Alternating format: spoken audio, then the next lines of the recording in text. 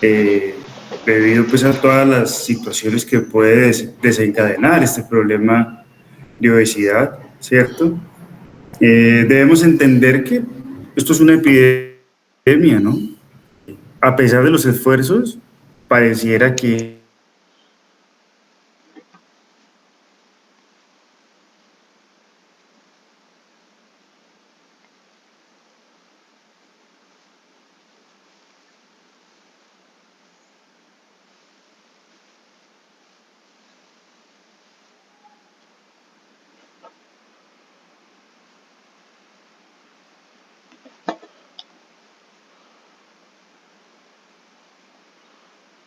Estaba grabando.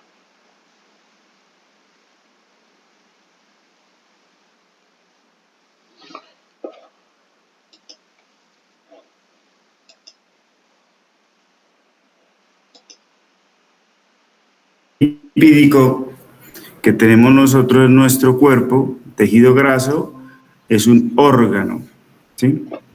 Y ese órgano puede funcionar como puede funcionar bien como puede funcionar mal, ¿listo? Así como el corazón. Cuando funciona mal, pues tenemos trastornos como la insuficiencia cardíaca, ¿sí? Cuando nuestro páncreas funciona mal, tenemos problemas como la diabetes, ¿no? En los riñones. Lo mismo pasa con este órgano lipídico.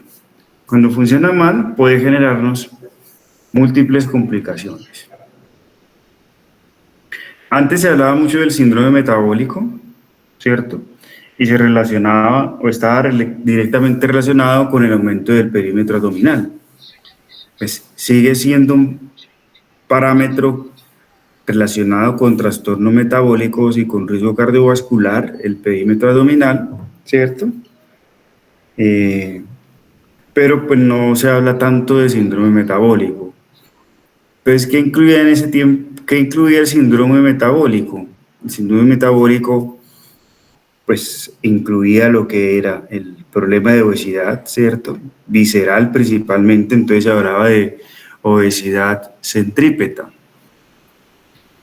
hiperglicemia, hipertensión, hipertrigliceridemia y niveles bajos de colesterol HDL. Eso comprendía todo lo que era el síndrome metabólico, ¿sí? Y de ahí entonces, pues, se derivaban todas esas situaciones o estos factores que tenían que estar o se relacionaban con el problema cardiovascular. Hay que entender que la obesidad es un problema multifactorial, es una enfermedad multifactorial. No solamente está relacionado con, el paciente come mucho, el paciente es sedentario, claro, eso tiene que ver, pero te vas a encontrar el paciente que dice que no come nada y uno al interrogarlo nota que en realidad no come mucho y a veces se cuidan bastante bien, pero el paciente pues no pierde peso, ¿cierto? Algunos dicen que no comen mucho, pero no comen lo que es, obviamente. Pero el ejemplo que yo les doy es ese paciente que pues, ha hecho las cosas bien, se conoce cosas en relación a la alimentación y de todos modos, pues ese paciente tiene o sigue presentando problemas de obesidad, sobrepeso o obesidad. Entonces, no podemos estigmatizar a los pacientes solo por esa razón, porque puede haber muchas causas, ¿no? Entonces, hay causas genéticas, epigenéticas, ¿sí? Situaciones relacionadas con el medio ambiente, situaciones relacionadas con la parte inmunológica, endocrinológica, ¿sí?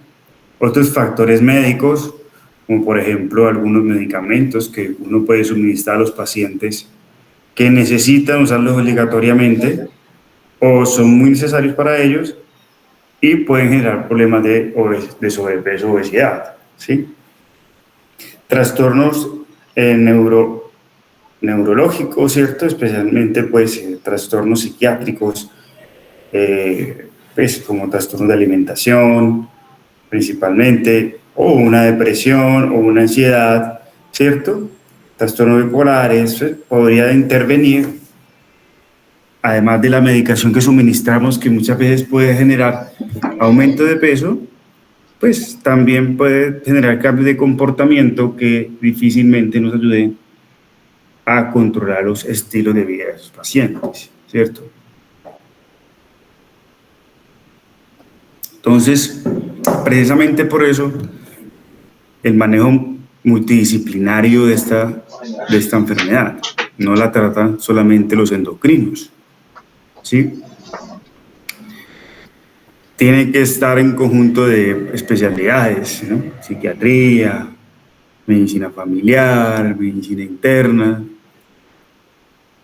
el endocrino, ¿cierto? Cirujano a veces bariátrico, ¿no? Entonces, psicólogos, nutricionistas, hasta trabajadores sociales, ¿listo?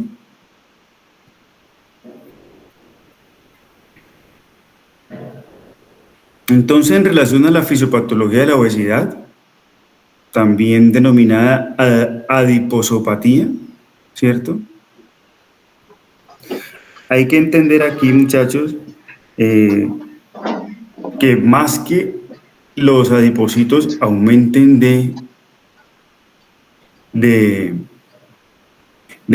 digamos, de número, ellos hacen es como engordarse, ¿no?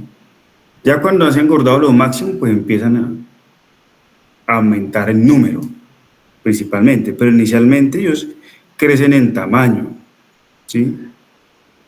Crecen en tamaño. Cuando ya es muy exagerada la acumulación de tejido graso, pues se empiezan a aumentar en número también, ¿sí? Entonces no es que ese adipocito desaparezca, ¿no? Ese adipocito, cuando yo empiezo a perder peso, es porque está disminuyendo de tamaño. Si hay algunos demás que de pronto han aparecido, sí, pues de pronto pueden ir desapareciendo. Pero en general, el órgano, nuestro tejido adiposo va a permanecer ahí el resto de la vida. Es solo como yo lo mantenga, si lo mantengo adelgazado o aumentado de tamaño, ¿cierto? ¿Y eso de qué va a depender? Pues, obvio, si yo le doy un balance calórico positivo, ¿sí? Pues ese tejido va a crecer, ¿sí? Entonces hay que entender que hay una disfunción de la célula grasa, ¿sí? Entonces, esa acumulación de energía en exceso va de alguna manera almacenándose e hipertrofiando, digamos, estas células estos adipocitos. Ya una vez crece, pues empieza a generar depósitos ectópicos a través o alrededor de del tejido principal, ¿sí? Entonces, empieza a aparecer esa grasa alrededor de todos nuestros órganos. La grasa visceral, que decimos. Está la grasa alrededor del pericardio, la grasa perivascular, ¿sí? La grasa, ese aumento de grasa alrededor de nuestros intestinos, hígado, ¿sí? Entonces usted hace una biopsia a un paciente de estos y tiene alrededor de todos estos órganos cantidades de tejido adiposo, ¿sí? Además de aquí de la panceta, ¿no? Entonces la adiposopatía o grasa enferma se define como las anormalidades anatómicas y funcionales del adipocito y del tejido adiposo, causando desequilibrio endocrino inmunitario. Resulta entonces, muchachos, que el órgano o el tejido lipídico, cuando se enferma, ¿sí? Debemos entender que ese tejido tiene muchas funciones endocrinológicas, inmunológicas, ¿sí?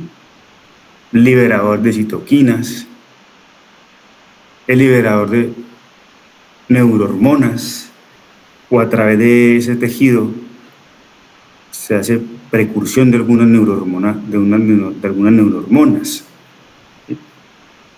Entonces, el paciente muy obeso que tiene esa enfermedad del adipocito es un paciente que, por el estado inmunológico alterado, mantiene un estado inflamatorio permanente, un estado de inflamación permanente, ¿sí? Mucha liberación de interleuquinas, citoquinas, ¿sí? Relacionadas con el problema de obesidad. Entonces ahí nace, por ejemplo, los riesgos que existen de adquirir, por ejemplo, el cáncer, las enfermedades inmunorreumatológicas también están relacionadas con estas enfermedades del adipocito, la enfermedad aterosclerótica, ¿cierto? Recuerden que la enfermedad aterosclerótica es una inflamación del endotelio secundaria al problema de la adiposopatía. ¿Listo? Muy bien, entonces miren, esto es un tejido graso normal, ¿sí? Cuando yo tengo un balance calórico positivo, ¿qué pasa? Pues aumenta de tamaño el adipocito, se engruesa, ¿sí? Y se puede adicionar tejido ectópico cuando hay demasiado, ¿cierto? Miren, aquí también pasa lo mismo. Este es el que está sobre el tejido celular subcutáneo y acá está por debajo de la piel, ¿cierto? Por encima del músculo. Entonces mire que crece el adipocito. No es que crezcan en número generalmente. Cuando ya está muy exagerado puede que haya aumento en el número de ellos, y se forme, digamos, tejidos ectópicos alrededor de nuestras estructuras de los órganos. ¿Ok? Entonces el adipocito siempre permanece ahí. Hay que adelgazarlo, ¿cierto?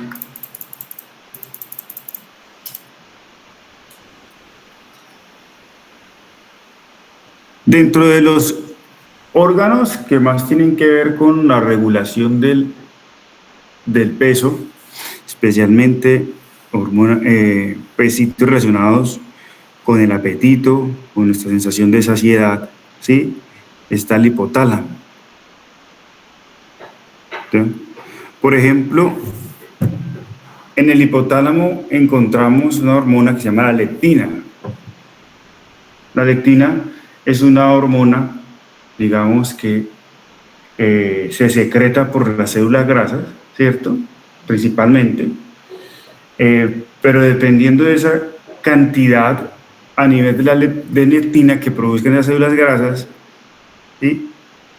El hipotálamo me va a reaccionar, es decir, es como un feedback, ¿sí? Entonces, esa leptina que se produce en el nivel del tejido graso, ¿sí? Genera, digamos, una información, le manda la información al hipotálamo, a esos centros reguladores del apetito, ¿sí?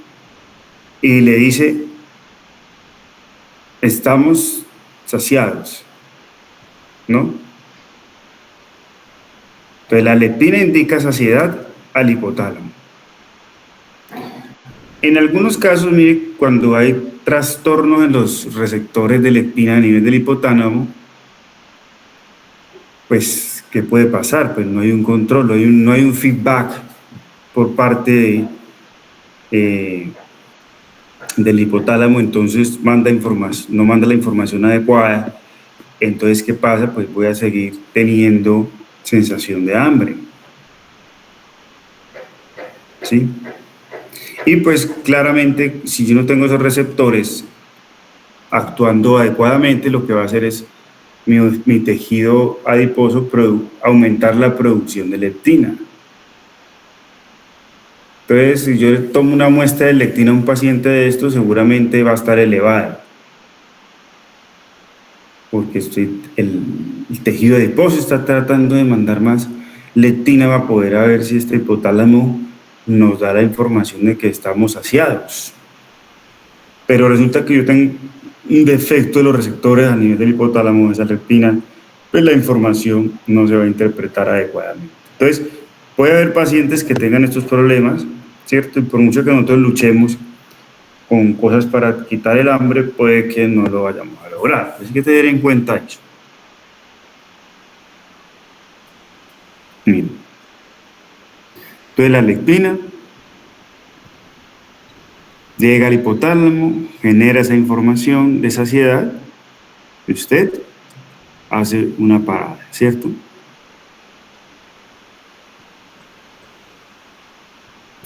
principalmente el centro de regulación del hambre. En el hipotálamo lo encontramos en el núcleo ventromedial y el núcleo anterior. ¿Listo?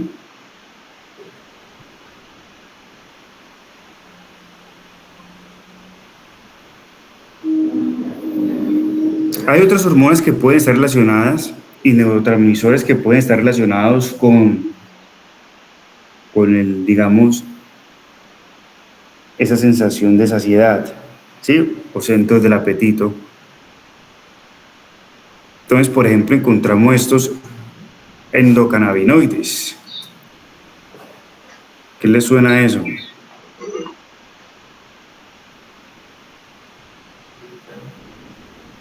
Nosotros tenemos receptores cannabinoides por cantidades en nuestro cuerpo, especialmente en nuestro cerebro, ¿sí?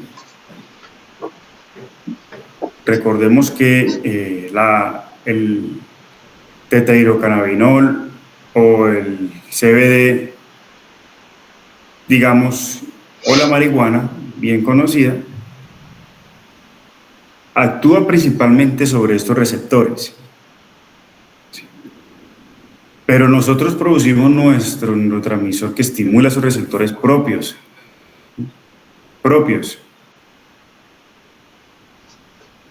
Estos receptores tienen función principalmente de incrementar apetito, mejorar absorción de nutrientes, estimular la lipogénesis.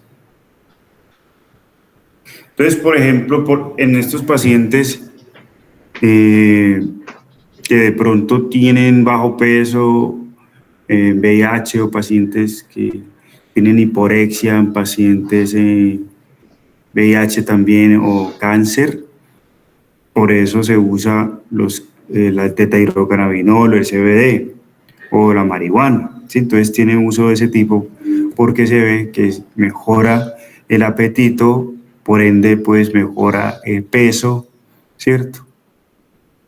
Y mejora la absorción de algunos nutrientes. Todo esto, este alucinógeno pues obviamente produce aumento de los receptores cannabinoides, ¿cierto?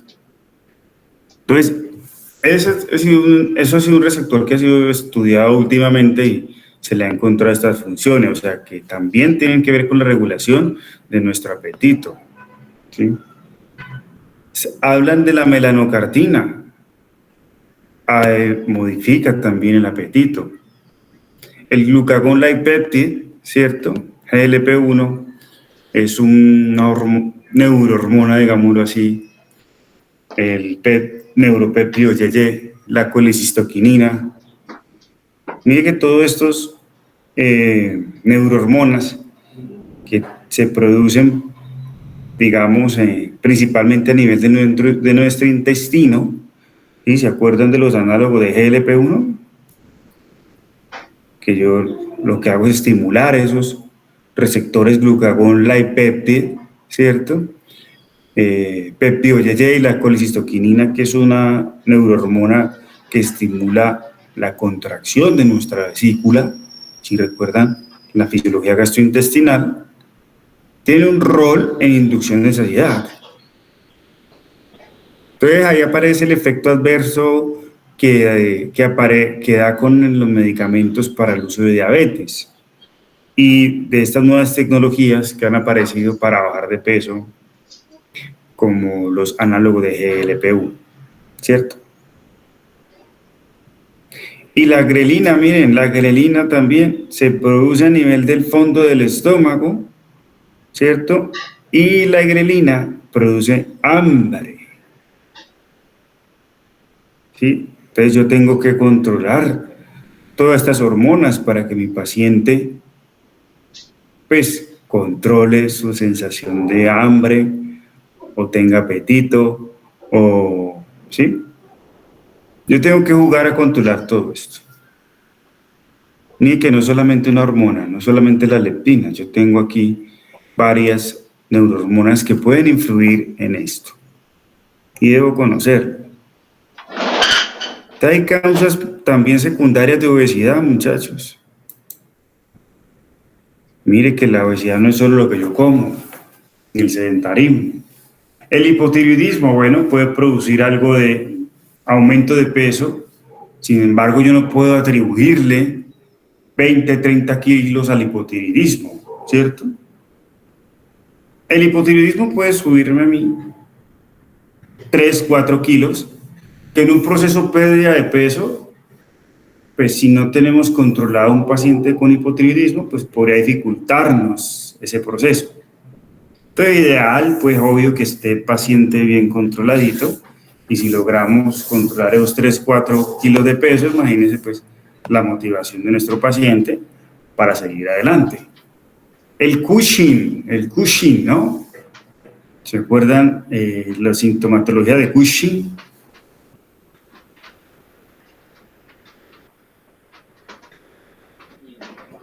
Generalmente, recuerden que el Cushing es un hipercortisolismo, ¿cierto? Puede ser primario, secundario o iatrogénico también. Entonces hay acumulación de tejido graso, ¿no? Entonces, pues esto puede producir dificultades, también a veces tenemos que descartar eso. El insulinoma, muchas veces la insulina es una hormona de crecimiento, entonces parte de los tratamientos hoy día para el control de obesidad es intentar mantener controlada esa hormona. ¿Y cómo se intenta tener controlada? Principalmente controlando ingesta de azúcares y carbohidratos, que son los que nos generan, digamos, el aumento de la insulina. Pero en el caso del insulinoma, que pues no podemos controlar eso de mucho, porque pues el insulinoma es un tumor productor de insulinas, ¿cierto? Pues vamos a tener un crecimiento progresivo asociado. Obesidad hipotalámica, ya hablamos del problema de los receptores a nivel de los receptores del hipotálamo. El síndrome de ovario poliquístico, pues está bien debatido. Consideramos hoy en día que más que ser una causa de obesidad, la obesidad es una causa de síndrome de ovario poliquístico. ¿Listo? Hay unos síndromes como el Prader-Willi, el Alström, Bardet-Biedl, Cohen's, Boheton, Lehmann, que están asociados a obesidad. ¿Listo? La deficiencia de hormona de crecimiento, anticonceptivos orales, algunos aumentan o producen o predisponen aumento de peso, el embarazo claramente, ¿cierto? Al medicamentos, mire que las fenotiacinas o las fenotiacinas que las utilizamos para pacientes con psicosis, ¿cierto? Valproato de sodio, carbamazepina, los antidepresivos tricíclicos, el litio, son medicamentos psiquiátricos, ¿no? Y producen aumento de peso. Glucocorticoides, acetato de megestrol,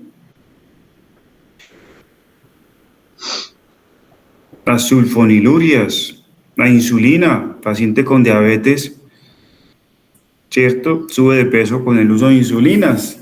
Entonces, por eso intentamos a lo máximo retrasar ese proceso, y hoy en día con nuevas tecnologías, pues se logra un poco más fácil.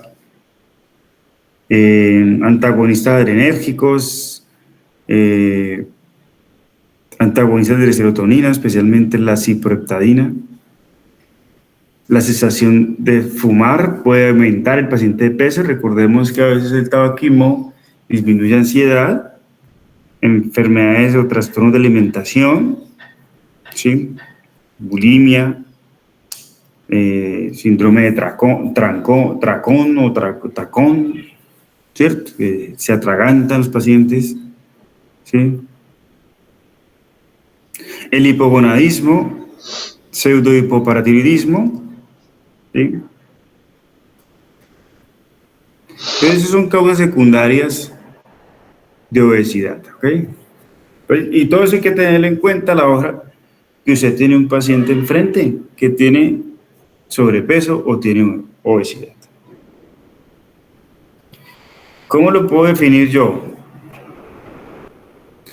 Normalmente, digamos, utilizamos el índice de masa corporal, ¿cierto? Entonces, para recordarle el índice de masa corporal, entonces peso sobre altura al cuadrado, ¿cierto? Eso no se les olvida. Y aquí tenemos, digamos, su clasificación.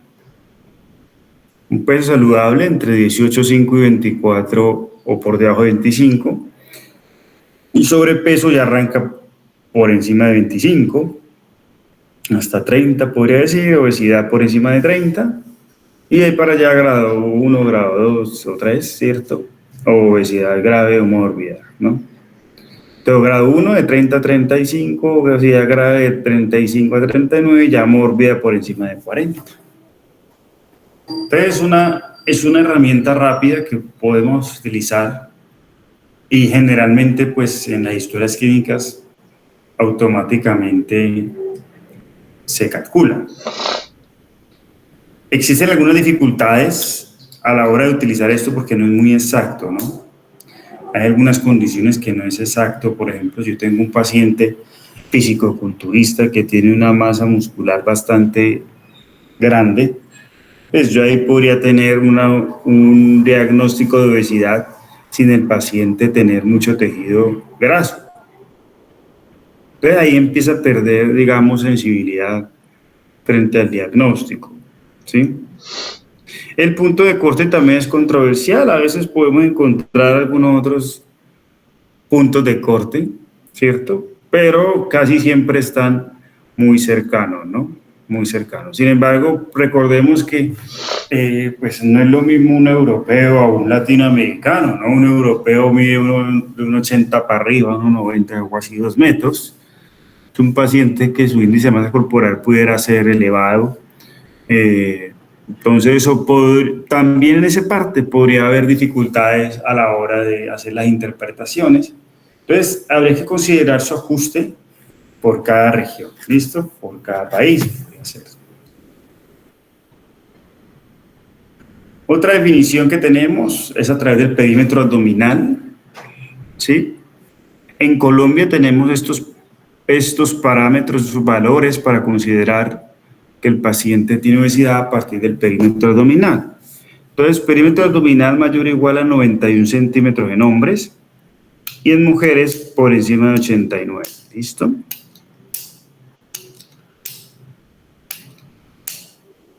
Ok. Entonces podemos utilizar, mire aquí, si usted ve en la foto, cómo se mide entonces el perímetro abdominal. Entre la cresta ilíaca y el reborde del costal inferior, ahí en toda la mitad, usted mide con su metro, ¿cierto? Cuánto tiene de perímetro. Entonces, en hombres, por encima de 91 sería obesidad y en mujeres por encima de 89. Profe, Dime. cambiaste de diapositiva, se quedó en la número 10. Ah, estaba aquí. Sí, ya. Esta es la que estaba. Listo, entonces le estaba diciendo esto, ¿no?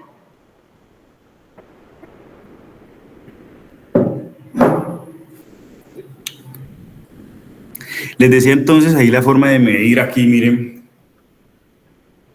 muchachos, el perímetro abdominal. Entonces, entre la cresta ilíaca, ¿cierto? Y el reborde costal inferior. Aquí ustedes con el metro miden, y si mide por encima de 91, en Colombia para hombres ya se podría considerar obesidad y en mujeres por encima de 89. ¿Listo?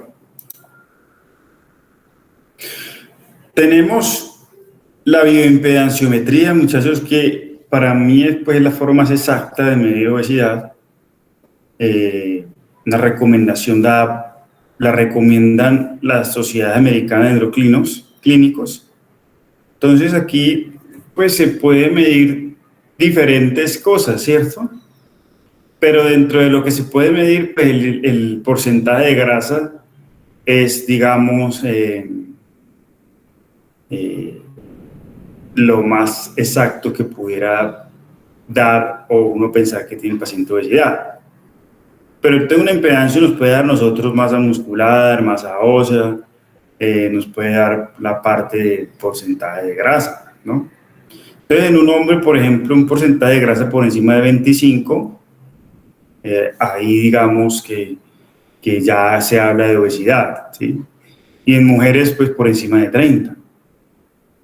Entonces, por ejemplo, esta alternativa en un paciente físico-culturista, donde usted le hace medición de su porcentaje de grasa, pues usted podría definirlo mucho mejor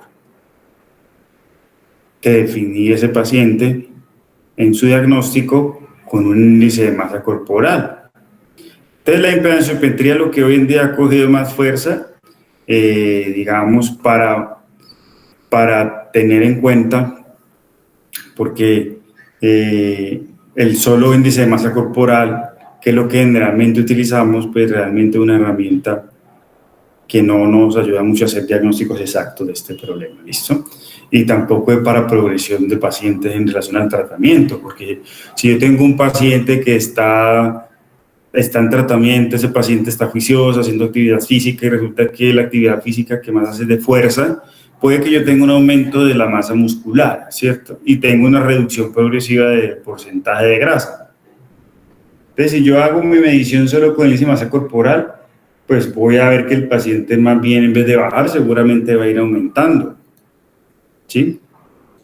Entonces, eso hay que tenerlo en cuenta a la hora de tener un paciente y estar hablando con él. Tenemos también clasificación, entonces mira, vimos que la clasificación del índice de masa corporal es una que utilizamos, ¿cierto? Pero entonces aparece esta clasificación que es la clasificación de Edmonton, ¿sí? Donde principalmente, digamos, además de determinarnos, digamos, la medición numérica nos determina muchas de las comorbilidades del paciente asociadas a la obesidad, ¿sí? O según cuánta enfermedad asociada a la enfermedad de obesidad tiene. ¿Sí? Por ejemplo, ese paciente es obeso, pero también es hipertenso, tiene una estatosis hepática, tiene una diabetes, tiene una artropatía mecánica, o tiene un hígado graso no alcohólico, tiene una dislipidemia, o tiene otras cosas, ¿correcto? Entonces, eso lo tiene en cuenta esta clasificación. Y evalúa factores mecánicos y metabólicos también. Entonces, lo que les decía, la artropatía mecánica, por ejemplo, aquí podría caber dentro de esta clasificación. Pues nos relaciona todas las comorbilidades asociadas a la enfermedad de la obesidad. ¿Listo?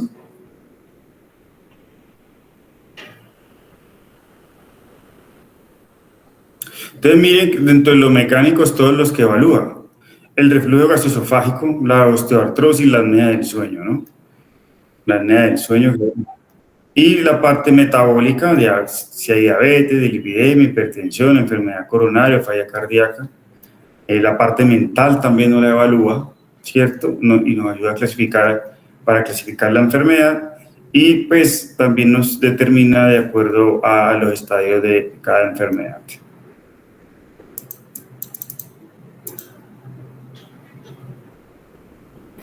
Entonces,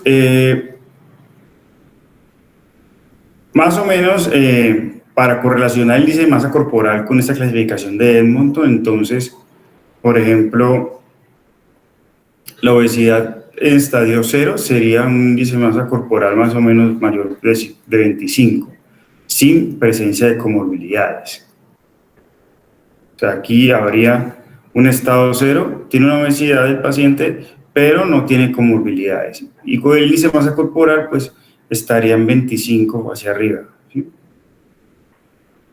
Para el índice de masa corporal sería como un sobrepeso, ¿no? Para el índice de masa corporal solito. Para Edmonton estaría en estadio 0, sin comorbilidades, sin enfermedades, solo gordito sano, pues. Bueno, entre comillas, pero gordito sano. Porque ya el ser gordito o tener una obesidad, pues ya es una enfermedad. Estadio 1 de Edmonton. Aquí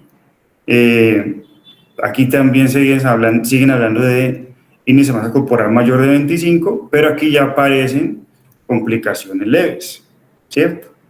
Complicaciones leves. Y el estadio 2, aquí pues se sigue hablando de índice de masa corporal por encima de 25, pero ya comorbilidades que están bastante avanzadas en sus estadios, ¿ok? Entonces Entonces miren que aquí según el monto ellos definen obesidad por encima de índice de masa corporal de 25, ¿sí? Pero lo que más coge fuerza son las comorbilidades asociadas. Entonces, entre más comorbilidades, pues el paciente tiene más, más estadio, más grado de severidad de la enfermedad. ¿Para qué sirve eso? Nos sirve para definir la conducta que vamos a tener con los pacientes. Por ejemplo, si tenemos un 0, o sea, que un índice de masa corporal de 25 sin comorbilidades, pues insistir en cambio del estilo de vida.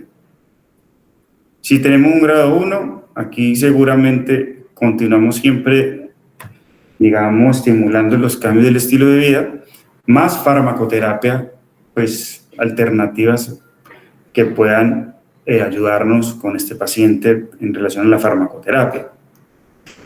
Y si tenemos un grado 2, cambios del estilo de vida más farmacoterapia, y aquí ya se empieza a considerar procedimientos quirúrgicos, ya sea cirugías restrictivas, ¿cierto? O malabsortivas, cirugías restrictivas o malabsortivas. Entonces, de aquí para allá, a partir del estadio 2, la conducta es esta: cambio de estilo de vida, farmacoterapia y se considerará tratamientos quirúrgicos dependiendo pues de cada paciente. Entonces, como pueden ver, tenemos también el estadio 3, ¿cierto? Y hasta el estadio 4. Entonces, digamos que acá arriba no se le hace mucha referencia porque la conducta no cambia después del 2. La conducta 3, 4, pues es la misma. Cambio de estilo de vida, farmacoterapia y considerar tratamientos quirúrgicos. ¿Listo? Entonces, si ustedes ven aquí en cada uno de estos cuadrantes, miren lo que evalúa, ¿cierto? Entonces, evalúa lo que es la parte metabólica, mecánica, mental y la parte ya, digamos, de su entorno, digamos, social, familiar, ¿cierto? Entonces, mire que el estadio 0, el paciente está con sobrepeso, obesidad, pero no tiene ningún trastorno asociado a ninguna comorbilidad. El estadio 1, aquí ya, pues ya usted empieza a tener trastornos metabólicos, ¿cierto? Pero leves, como por ejemplo una prediabetes, una intolerancia a la glucosa, una lipidemia leve, ¿cierto? Un hígado graso leve, ¿no? Mecánicas, pues digamos aquí un reflujo gastroesofágico leve, de pronto un dolor de alguna articulación, ¿sí? Una apnea del sueño que es leve y no requiere, digamos, terapia de CPAP, ¿sí? La parte mental o psiquiátrica, psicopatías leves, ¿cierto? Digamos, de pronto estrés, bullying, ¿sí? De pronto un retraso mental leve, ¿cierto? Depresiones o ansiedades leves, que se tratan con psicoterapia tal vez. Y en la parte familiar, pues problemas pequeños en relación a sus relaciones interpersonales, ¿sí? Digamos que si tiene actividades de cuidador, ¿sí? Especialmente adultos o niños, pues también las dificultades son menores. Entonces, en el estadio 2, ya, aquí ya todas estas mismas, pero ya más severas seguramente. Entonces, ya en la parte metabólica encuentro una diabetes Dios franca, una hipertensión, una normalidad lipídica ya importante, ¿cierto? Ya, pues, ya estas enfermedades han aumentado su gravedad, ¿ok? Y entre más estadio, pues, claramente aparece más, digamos, problemas, digamos, asociados o comorbilidades más severas. ¿Listo?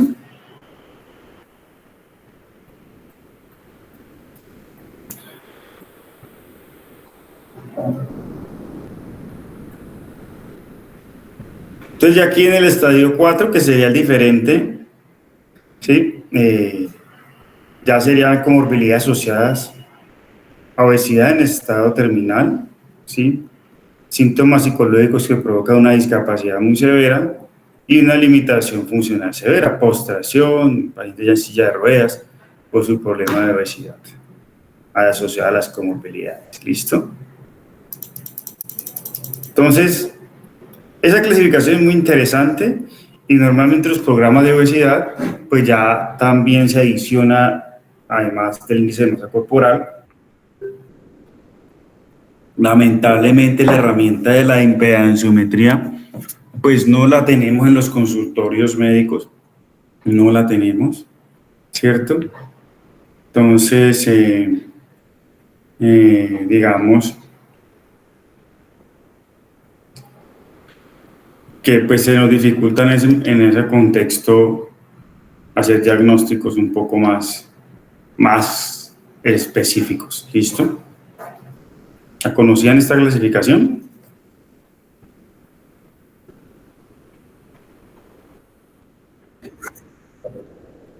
Listo, entonces ya la conocían.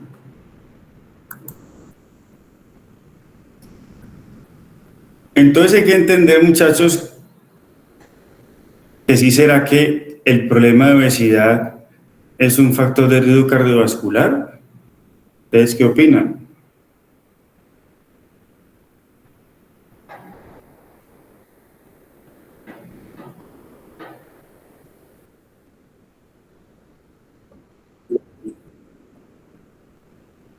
Entonces, miren que en el paciente obeso existe una carga de insulina importante.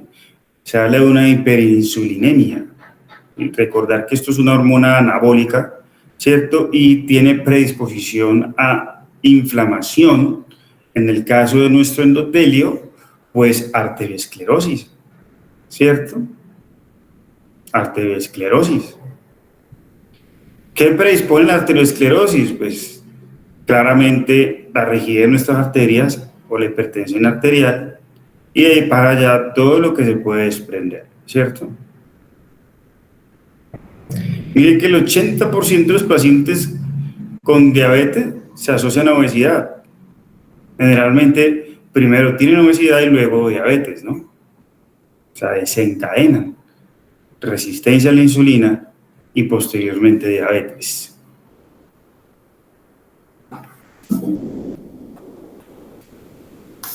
Entonces miren aquí todos los efectos que tiene, digamos, esa insulina sobre nuestras estructuras.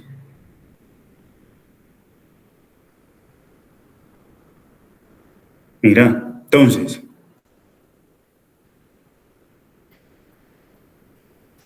mire aquí a nivel de las arterias, ¿sí? Macrófagos. Entonces, la resistencia a insulina, mire. Aquí empieza a haber resistencia a la insulina en el páncreas, las células beta, ¿sí? En el cerebro.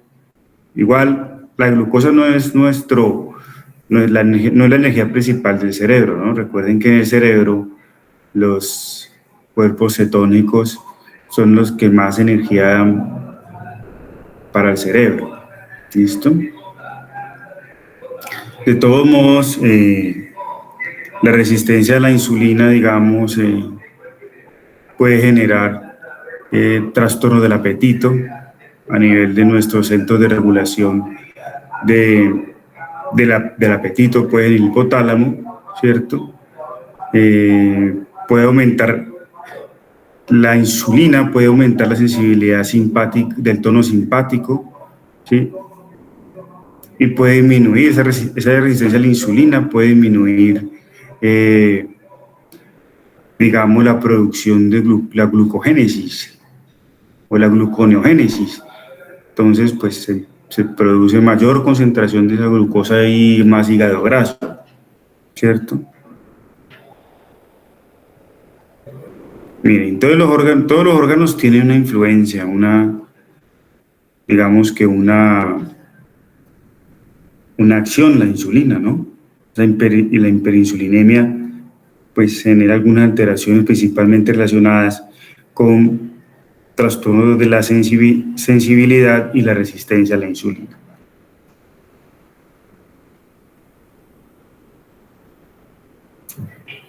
Entonces, la obesidad aumenta el riesgo de hipertensión arterial, ¿sí? Mire que los pacientes con obesidad, poco más de la mitad pueden tener siempre hipertensión arterial, a comparación de los pacientes que no tienen hipertensión, ¿cierto? Entonces, aquí está esta gráfica, estos pacientes, por ejemplo, de acuerdo a su índice de masa corporal, pues su presión arterial, tanto en hombres como en mujeres, se ve aumentada, ¿sí? En pacientes con índice de masa corporal normales, miren que las presiones arteriales están siempre normal, pero la mayoría de los pacientes que tienen ya sobrepeso o obesidad, su presión arterial empieza a aumentarse. Entonces, el solo hecho de tener sobrepeso o obesidad puede generar esos problemas. Obesidad y falla cardíaca. También, ¿no?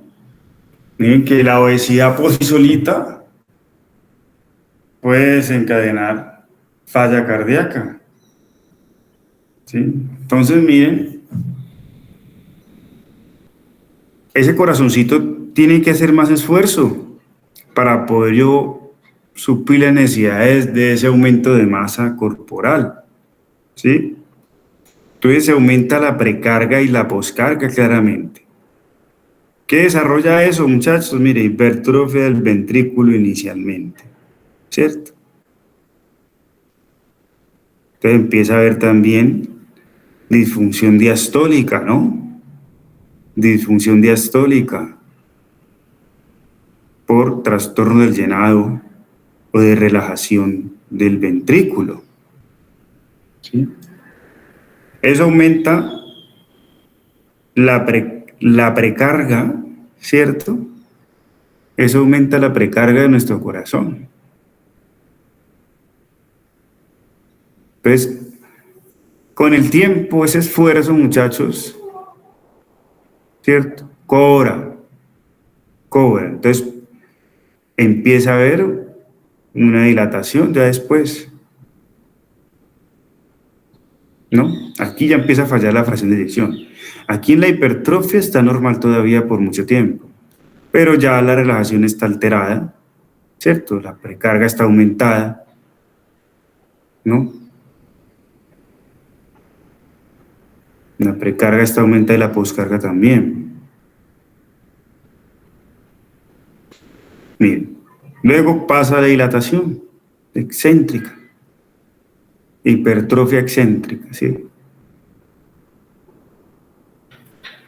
Esos son factores hemodinámicos, pero también hay factores que no son hemodinámicos. Mire que empieza a haber una disfunción de la mitocondria o de ese mitocondria que está dentro del miocito. La hiperglicemia y la resistencia a la insulina genera también trastornos del miocito, de su metabolismo intracelular, ¿sí? Hay lipotoxicidad y también inflamación, recordando entonces que la inflamación es la obesidad es un estado inflamatorio, eso también empieza a producir daño del músculo cardíaco.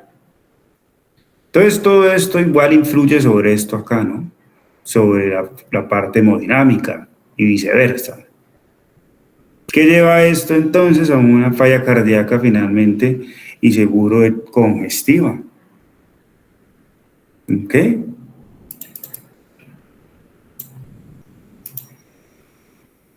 Apnea del sueño. La famosa apnea del sueño. ¿Cuál es la causa más importante de la apnea del sueño? La obesidad, muchachos. La obesidad. ¿Listo? La apnea del sueño aumenta el riesgo cardiovascular, claramente. ¿Sí? Pero además del riesgo cardiovascular, pues la apnea del sueño empeora otras cosas. ¿Sí? Es un problema de salud pública, porque los pacientes se quedan dormidos, muchas veces manejando, estrellan, pero también producen trastornos metabólicos como la diabetes, arritmias cardíacas, como es más frecuente un paciente con apnea del sueño, las fibrilaciones auriculares que un paciente que no tenga apnea del sueño, la depresión, la ansiedad. Todo eso produce la apnea del sueño, ¿sí? Entonces, digamos que la obesidad también lleva a este problema y ese problema de apnea del sueño desencadena una cantidad de cosas, pues a veces como, pues, sorprendentes, ¿no? Mire que cuando pues se engordan los pacientes o tienen problemas de peso, muchas veces ese tejido adiposo se deposita sobre la vía aérea, ¿sí? La vía aérea, entonces la lengua principalmente, ¿sí? El tejido, pues a nivel de la úvula, ¿sí? La faringe o la laringe, ¿sí? ¿Sí? Entonces, ¿qué pasa? Pues obviamente más difícil va a pasar el aire a través de esa vía aérea, ¿cierto?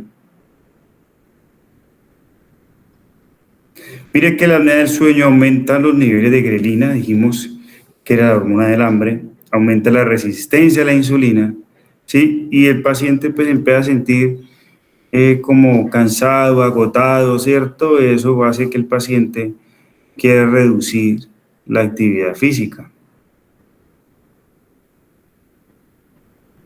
Y eso se vuelve un círculo vicioso.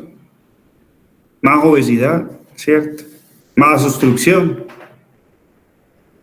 Entonces se empieza a complicar más el paciente.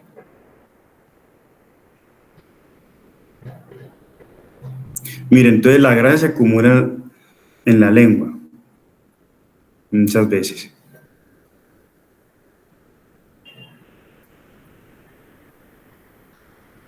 Y bajar de peso sería como el tratamiento en estos casos más importante. Miren esta fotografía. Miren cómo el tejido adiposo se acumula en la lengua y eso obstruye la vía respiratoria.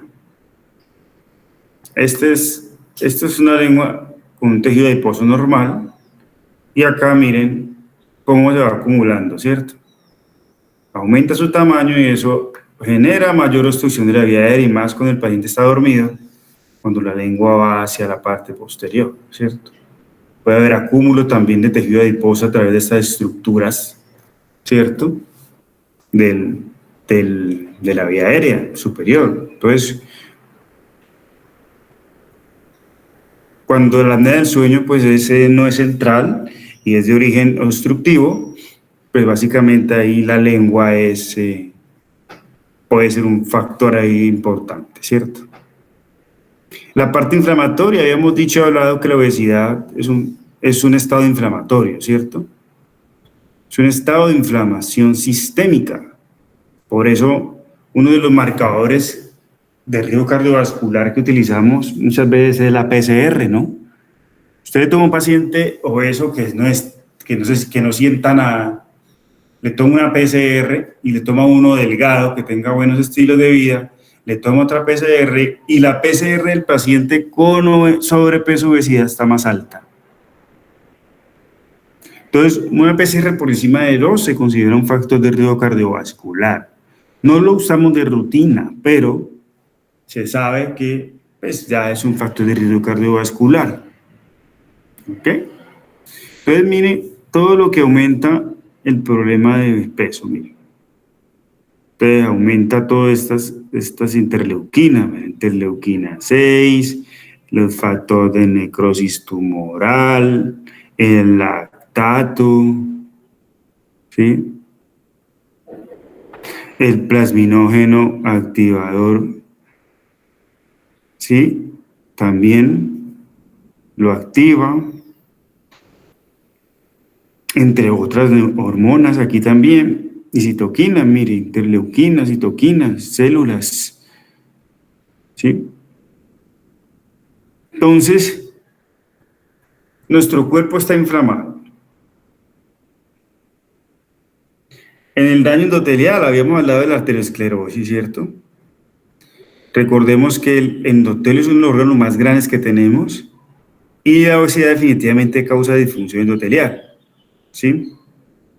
Pues debido a la inflamación sistémica que produce, hay cambios de alguna manera de la hemostasia a nivel de este endotelio, trastornos en la liberación de óxido nítrico, ¿sí? Que ya sabemos que son, digamos, es un producto, una molécula que causa vasodilatación. Entonces, pues como hay trastornos de ese tipo, pues lo que va a causar es más rigidez por su problema de producción, ¿cierto?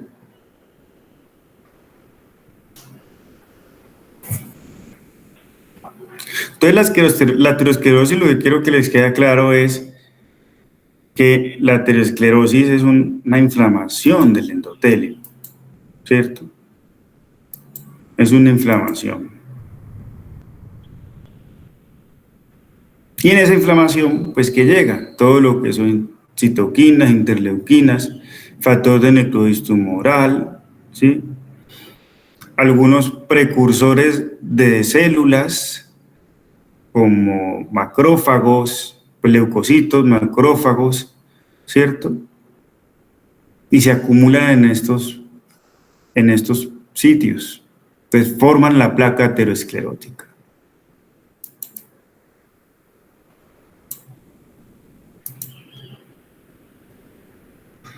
El paciente obeso tiene mayor riesgo de muerte, ¿no? Aumenta la mortalidad, ¿sí? Y especialmente en los estadios 2 y 3. Arritmias, y entre las más peligrosas, ¿cierto?, son la fibrilación auricular. Recordando entonces que la obesidad aumenta el tono simpático, aumenta el volumen cardíaco, se produce cambio de la estructura cardíaca o de la forma del corazón, principalmente hipertrofia ventricular. Finalmente puede haber dilatación ventricular o auricular, y también hablamos de los trastornos intracelulares, especialmente trastornos de las mitocondrias, ¿cierto? Resistencia a la insulina a este nivel y aparición de problemas como la diabetes pueden también generar, digamos, cambios en el corazón y generar arritmias como la fibrilación auricular.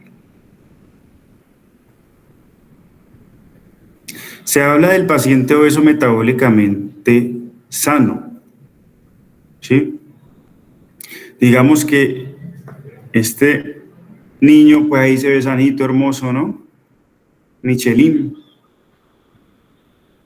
Y a la gente pues, le gusta, pero estos niños, ¿cierto?, de alguna forma tienen mayor predisposición a medida que van avanzando las edades de tener mayor riesgo cardiovascular. ¿Listo? De desarrollar enfermedades como diabetes, hipertensión y lipidemias. Entonces no quiere decir que yo tenga un niño así sano, pues en el tiempo eso no va a repercutir, sí tiene repercusión. Entonces, para que les quede claro que no existe una obesidad sana y desde edades tempranas hay que intentar controlar lo que más se pueda esta situación. Doc, Dime. una pregunta. En las madres que son obesas y están embarazadas, los niños tienden a sufrir con movilidad más seguida. O sea, ¿nacen macrosómicos solamente o tienden a sufrir otra otra patología. ¿Las mamás con problemas de sobrepeso o obesidad durante el embarazo? Sí, doc. Claro, estas mamás pues pueden tener preeclampsia, eclampsia, trastornos de su glicemia, diabetes gestacionales, claro. Pero yo digo, o sea, los niños que pueden tener, o sea, cuando nacen, aparte de ser macrosómicos. Un niño macrosómico depende de la causa, ¿sí? Pues yo tengo si la mamá sufre una diabetes gestacional, el niño nació macrosómico, viene macrosómico, tiene riesgo de malformaciones, claro.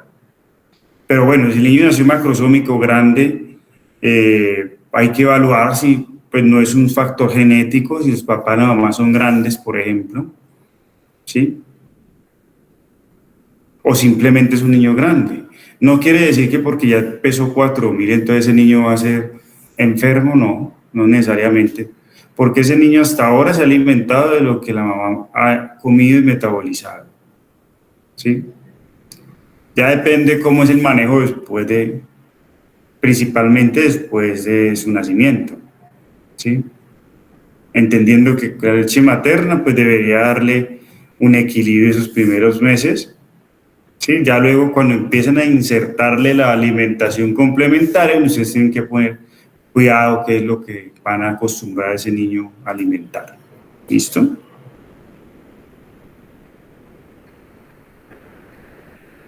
¿Sí? Sí, profe. Entonces, las comorbilidades, pues las mismas que hemos revisado, entonces tenemos la osteoartritis, la osteoartrosis, la baja tolerancia al ejercicio, que es muy frecuente, muchachos, a veces esos pacientes, pues uno les hace ecocardiograma, les hace pruebas de esfuerzo, ¿cierto? Les hace pruebas de espirometría, los pacientes, todo funcionalmente está bien, pero tienen muy baja tolerancia al ejercicio, muy baja tolerancia al ejercicio. ¿Ok?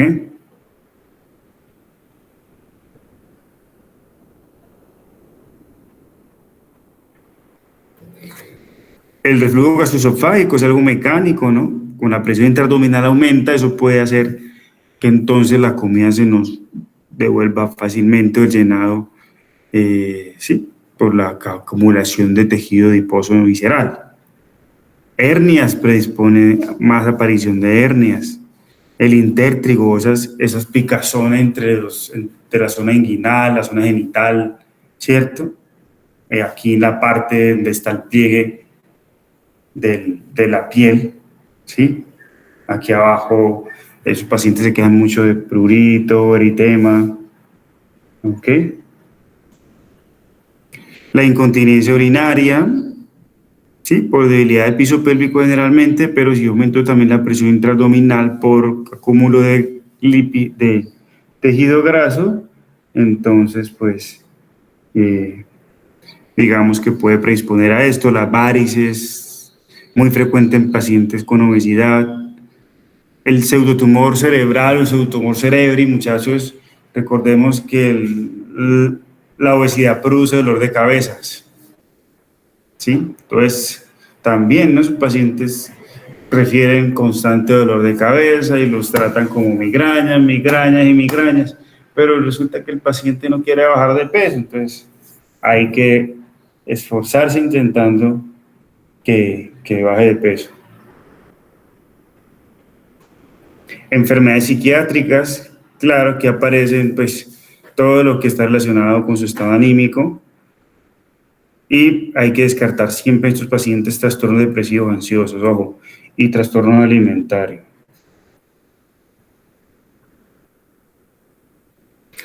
Otras alteraciones relacionadas, pues la estatosis hepática, estados protrombóticos, entonces frecuentes estos pacientes hagan a veces embolias pulmonares sin otros factores relacionados, ¿cierto?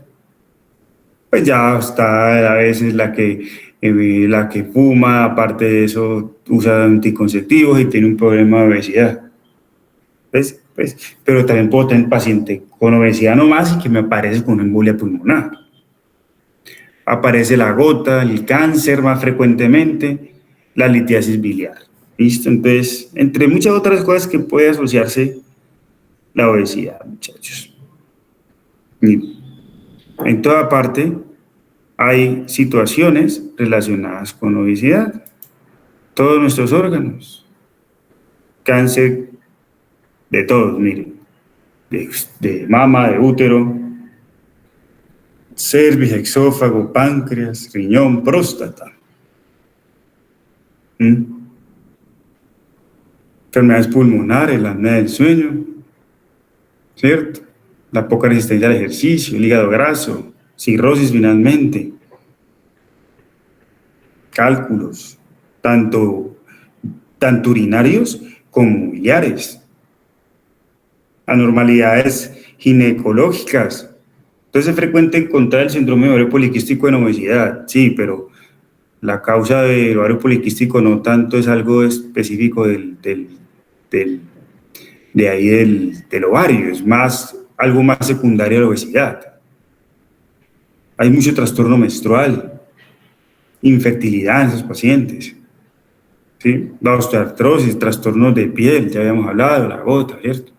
Entonces, se asocia a muchas cosas, pero cuando usted al paciente le dice que esa es la causa, el paciente pues poco le gusta, ¿no? Entonces, porque sabe que tiene que esforzarse, ¿sí?, a lograr el objetivo de la pérdida de peso.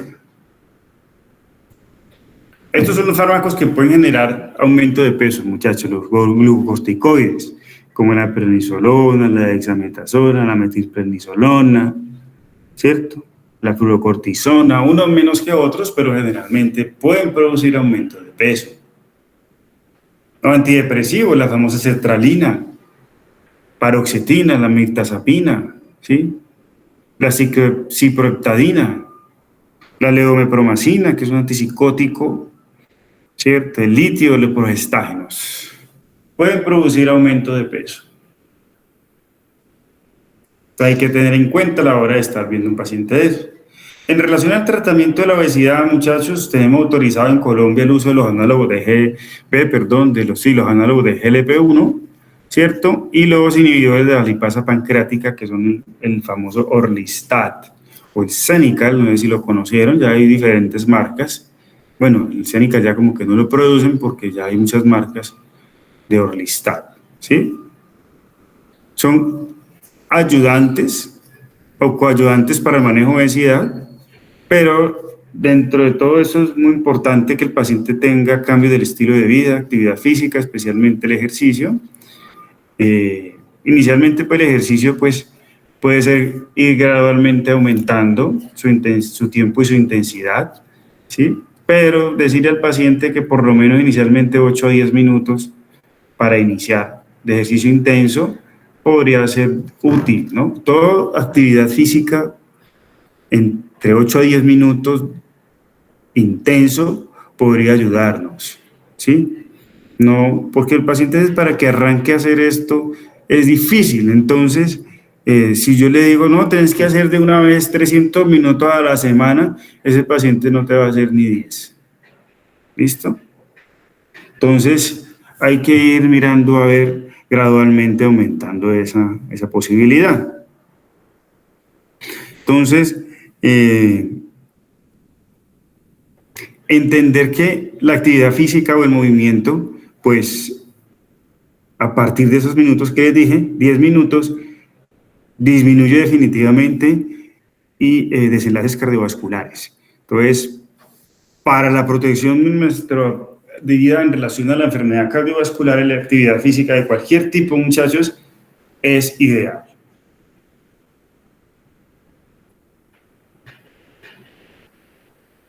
Entonces, aquí en Colombia lo que está autorizado para tratamiento de obesidad es esto, muchachos.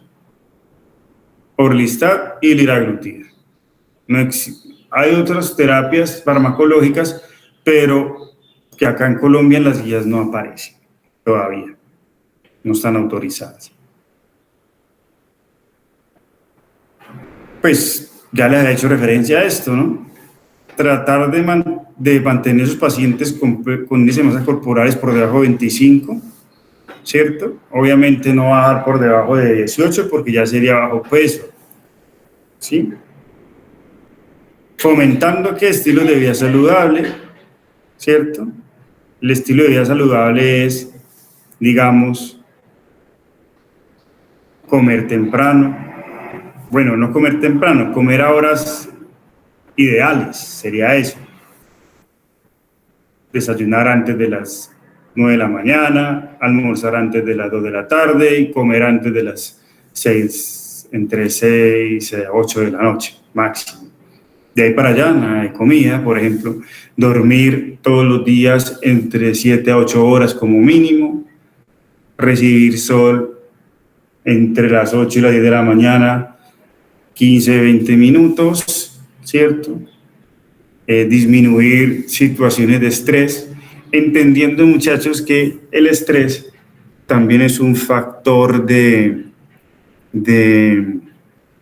obesidad y de dificultad para que nuestro paciente pues continúe perdiendo peso o mantenga su peso, ¿sí? Entonces, la meditación es una de estas alternativas, ¿sí? El ejercicio también disminuye mucho esa sensación de estrés, de ansiedad, ¿cierto? Entonces, hay que tener alternativas para enseñar a nuestro paciente o tener un terapista, psicólogo que nos ayude a canalizar o a que le enseñe a nuestro paciente a canalizar esos episodios de estrés, ¿cierto? Tener esos espacios de dispersión, pues donde el paciente pueda estar tranquilo y pueda disminuir el estrés en su cuerpo. Eso hace parte de los estilos de vida saludable. Entonces, la actividad física, como les dije, toda actividad física es buena, toda, ¿sí? Se ha estudiado que hasta 10 minutos disminuye más el riesgo de enfermedad cardiovascular, ¿cierto? Que ese que no hace nada, casi que en un 30-40%. Entonces, mire que en un simple 10 minutos podría disminuirnos, aumentarnos la vida casi en un 40%. ¿Listo? Perdón, nos aumenta la vida, ¿cierto? Ideal en tiempo, pues sería como mínimo 300 minutos a la semana. Eso sería lo ideal, ¿sí? Va entre 150 y 300 minutos a la semana. Distribuidos, ¿no? De moderada intensidad. Moderada intensidad es que el paciente camine, ¿cierto? Y llegue rubicundo, ¿no? No que camine paseando, ¿no? Eso pues no sirve. Y ir aumentando la intensidad. Recordemos que uno se acostumbra a la actividad que va haciendo si la lleva haciendo mucho tiempo, entonces ya el cuerpo pues no se exige y la parte, digamos, de pérdida de peso se puede estancar, ¿listo? Estancar.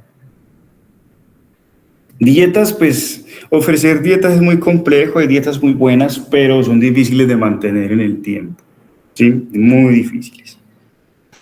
A no ser que usted sea extremadamente disciplinado o tome una decisión de cambio radical de su vida, ¿cierto? Que eso, pues hay pacientes que lo logran, pero para serles sincero, en su mayoría no lo logran. Entonces, proponer alimentación sana, balanceada, ¿cierto? Baja o sin azúcares y baja en harinas, por ejemplo, podría ser unas alternativas. Pero intentando que el paciente pueda adaptarse a ese tipo de alimentación, o que no que tengo que quitarle todo, ¿no? Por ejemplo, quitarle los azúcares, quitar los ultraprocesados y las grasas polisaturadas, ¿cierto? Sería como un primer paso. Ya luego usted va afinando a medida que va, digamos, revisando su paciente y lo va conociendo. Hay dietas, como les dije, hay muchas dietas. Hay dieta mediterránea, que la dieta mediterránea se basa mucho en vegetales, proteínas y grasas sanas, ¿sí? Las grasas ricas en omega 3, por ejemplo, pero le dan mucha prioridad a lo que es los vegetales. Y muy baja en carbohidratos. La dieta keto, por ejemplo, pues depende también de variedad de dietas cetogénicas, ¿sí? Hay dietas cetogénicas puras, donde se únicamente usan grasa saturada y poliinsaturada, ¿cierto? No la mezclan con carbohidratos porque finalmente ellos piensan que que eso es lo que hace daño, esa mezcla entre la grasa saturada y los carbohidratos. Entonces, el único carbohidrato que consumen ellos es ensaladas, vegetales. ¿Listo? Pero consumen altas cantidades de grasa, especialmente saturadas y poliinsaturadas. ¿Listo? Eso sí, las grasas trans tratan de no usarlas y las grasas vegetales tampoco tratan de usar, no las usan. Las grasas vegetales son todos estos aceites, como el aceite de oleosoya, el aceite de canola. Ellos no usan ese tipo de aceites porque los consideran inflamatorios, porque son ricos en omega 6. ¿Listo? Y así van a encontrar diferente cantidad de dietas, pues habría que intentar adaptar dependiendo del momento del paciente, dependiendo de la motivación de su paciente. Se pueden hacer algunas de manera temporal, haciendo un seguimiento posterior y vigilancia de lo que empiece a alimentarse, ¿cierto? Las frutas, bueno, ahí pues también es debatido. Las frutas son ricas en vitaminas, pero también son ricas en azúcar, entonces hay que moderar su consumo, ¿ok? Y es importante el equipo multidisciplinario, definitivamente. ¿Cuándo usar medicamentos, muchachos? Que les quede claro. Generalmente se usan por encima de índice de masa corporal de 30, así haya o no comorbilidades, ¿ok? Puede utilizarse. Mayor de 27, cuando hay comorbilidades, el uso, pues, normalmente en la guía colombiana dice que debe ser permanente, ¿sí? Pero en la práctica tenemos diferentes dificultades, ¿no? Para poder formular esto de manera eterna a estos pacientes. Además que en mi conclusión también todos esos medicamentos pueden tener un efecto adverso a futuros, ¿cierto? Entonces, si se logró la meta de pérdida de peso, intentar con los estilos de vida saludables mantener ese peso allí. ¿Listo? En la guía colombiana, pues habla de que la suspensión de los medicamentos a 1 año dice que, digamos, se vuelve a recuperar ese peso casi que en un 40%. Entonces, pues eso es variable, no depende de cada paciente y de lo que usted ha logrado con ese paciente en relación a los cambios del estilo de vida, ¿cierto? Y a, digamos, alimentación, actividad física y todo lo demás, ¿sí? Entonces, pues esos pacientes difícilmente los podríamos soltar y dejarlos solos, ¿no? En relación al tratamiento quirúrgico, normalmente lo usamos en obesidad mórbida o con índice de masa corporal por encima de 40. Claramente, pues, los pacientes tienen una disminución de complicaciones cardiovasculares. Hay pacientes que pues, se les desaparece su hipertensión, su diabetes y su dislipidemia. No todos, pero una gran mayoría tiene resolución de estas enfermedades. ¿Sí? Y pues obvio, si usted ya no tiene estas enfermedades, pues su mortalidad pues va a disminuir. Tenemos esta opción de cirugía bariátrica, muchachos. Está la cirugía laparoscópica de banda gástrica ajustable, la gastrectomía vertical de manga y el bypass gástrico en Jeder-Rose, ¿cierto? Las que más generalmente se usan son el lip gástrico o la gastrectomía vertical de manga y el bypass gástrico en Jeder-Rose o la bariátrica, el bypass gástrico, pues como más lo conoce, ¿listo? Doctora, una pregunta. ¿Sí?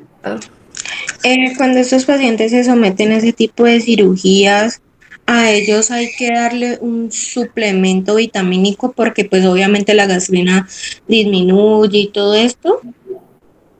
Depende de la cirugía. Ok. Sí, porque hay cirugías que tienen mucho trastorno absortivo. Por eso dentro de estas las podría uno clasificar como malabsortivas y restrictivas. Entonces, por ejemplo, un bypass gástrico genera mucho trastorno de absorción, porque es que yo estoy conectando el yeyuno con el esófago.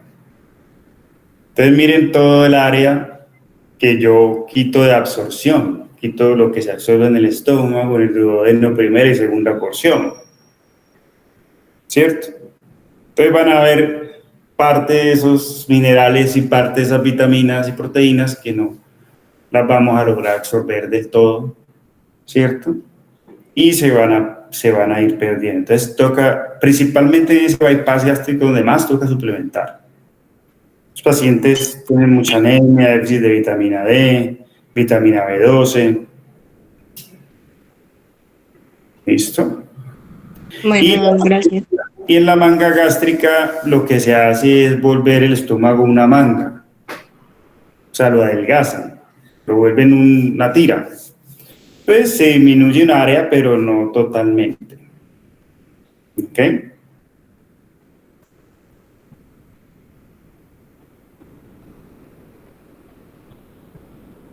Miren, entonces esta es el sleeve gástrico. Aquí está el sleeve gástrico, miren cómo se adelgaza. Pues se forma una manga aquí, ¿cierto? Aquí está la Y de Rose, el esófago, aquí viene el yeyuno y lo unimos al esófago, prácticamente el estómago queda a un lado, ¿no? No hay paso de alimento por el estómago. Y aquí está esta banda ajustable que pues no se hace ninguna resección de estómago ni de intestinos.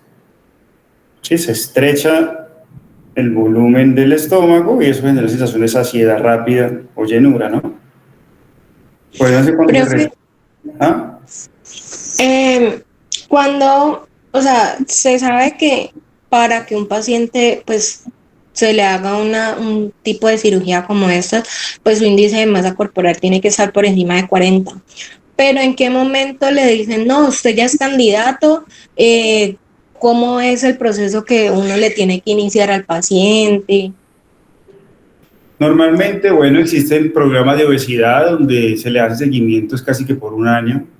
Esos pacientes están con psicología, nutrición, médico familiar, psiquiatría, endocrino muchas veces también, donde se descartan pues todas las causas secundarias, se le da seguimiento a enfermedades psiquiátricas, se le da seguimiento, digamos, a, a los estilos de vida saludables, a la parte nutricional, ¿cierto? La psicoterapia y la necesidad de mantener todos esos estilos de vida saludables una vez pues se haya identificado que nuestro paciente está estable en estas situaciones o no tiene un trastorno que nos pudiera generar complicaciones después de hacerle un procedimiento de estos, o no vamos a perder el procedimiento porque no se le mejoró la depresión o el trastorno de alimentación o los estilos de vida no los cambió, ¿cierto? Hasta que no estemos seguros de eso, el paciente no pasa a cirugía bariátrica. Obvio si no se logró el objetivo, ¿no? Si usted hizo todo ese proceso y perdió 20 kilos, pues ¿para qué se va a hacer el procedimiento quirúrgico? ¿Sí? Ya no es necesario. Pero si hizo todo el proceso, pues juicioso del paciente y definitivamente no hubo una pérdida de peso satisfactoria, pues ese paciente ya tendría que ser candidato entonces a una cirugía bariátrica, ¿cierto? Una cirugía bariátrica, sí. Pero es un proceso, ¿no?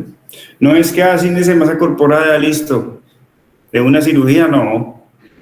Tenemos pacientes con el sleeve gástrico, muchachos, que vuelven y ganan peso. Toca reintervenirlo y hacerle bypass gástrico. Hay pacientes con bypass gástrico que vuelven y ganan de peso. No sé si los han conocido alguno.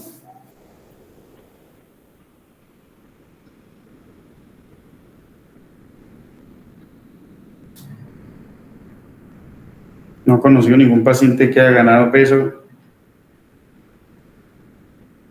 No, profe, pero en ese caso, cuando está con el bypass, que ya se le ha hecho todo ese proceso invasivo, ¿cómo se le dice al paciente no? O sea, ya es cuestión alimentaria. ¿Cómo así? O sea, O sea, que si está con el bypass y vuelve y gana peso y ya otra vez se vuelve a instaurar en sobrepeso o en este caso obesidad, o sea, ya se le hace otra intervención o ya es cuestión de manejo alimentario y ejercicio. cuando ya se le ha hecho el live bypass, Sí, profe, más que todo con el bypass es ahí no hay como una nada más que hacer, porque invasión, ¿no? ya el paciente tiene que pues, continuar con sus estilos de vida saludables, o sea, ya no hay más procedimientos quirúrgicos adicionales. Ok. ¿Listo? Ahí ya, por eso precisamente a veces se cometen errores de ese tipo eh, básicamente no se logró solucionar o no se hizo una investigación previa antes si en realidad el paciente era candidato o no. Pero el paciente quiere llegar inmediatamente a hacer ese procedimiento quirúrgico, ¿no? Para que la EPS se lo pague, porque tiene el problema de obesidad. Sí, entonces a veces comen más de lo que deben para subir los 10 kilos que le faltan, para que la operen. Pero pues eso tiene sus efectos adversos, ¿cierto? Tiene sus complicaciones posquirúrgicas. Y también puede, ese paciente, por ejemplo, que hace eso, tiene muchísimo, y si usted no lo logra identificar, tiene riesgo de volver a subir de peso. Entonces usted ahí perdió todo, se arriesgó el paciente a toda esa cantidad de cosas para que pues no tuviera una evolución adecuada. ¿Listo?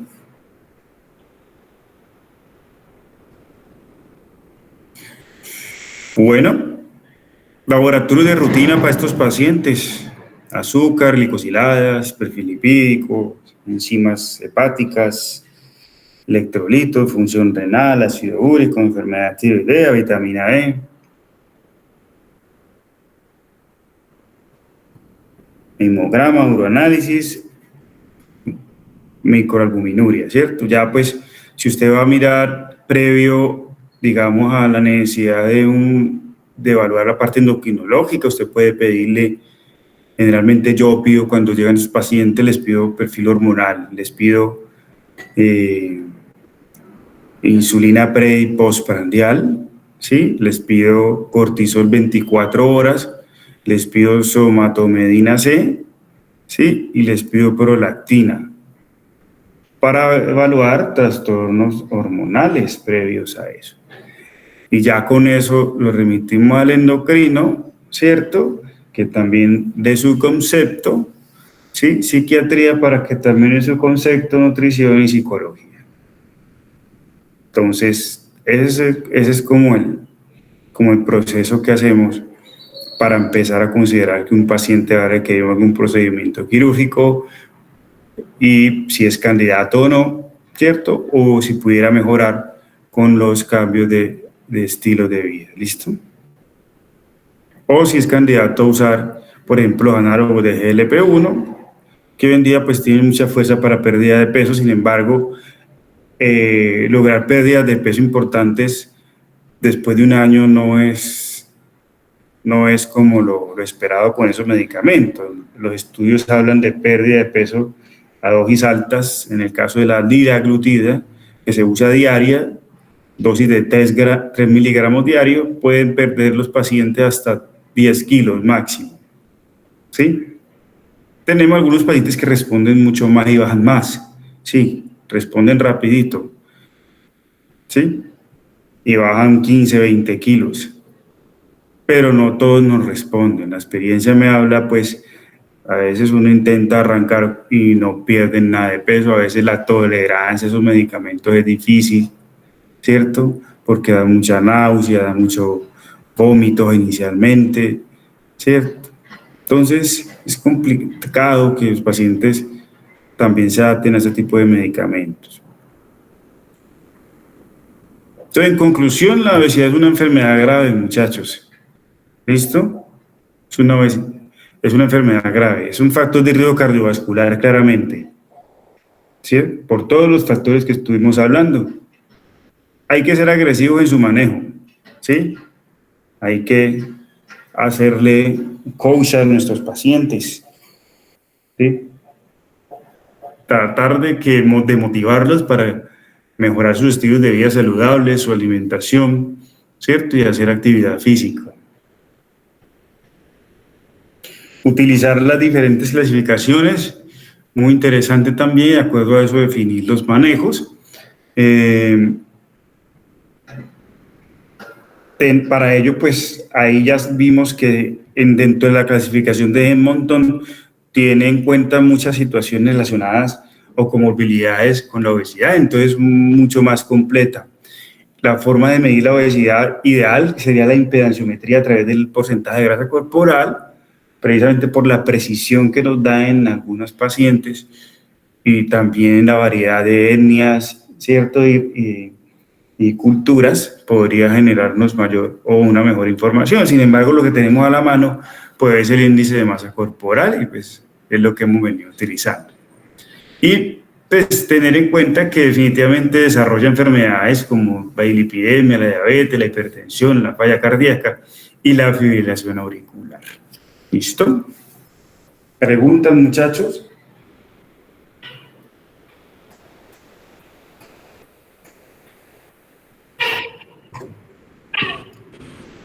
No, doctor. ¿No? No, profe. 5 minutos de descanso para seguir. ¿Sí? ¿Qué tema vamos a ver, profe? Va a haber nutrición. Vale, profe. Que sean 10. Jeje. Bueno, 10 minuticos.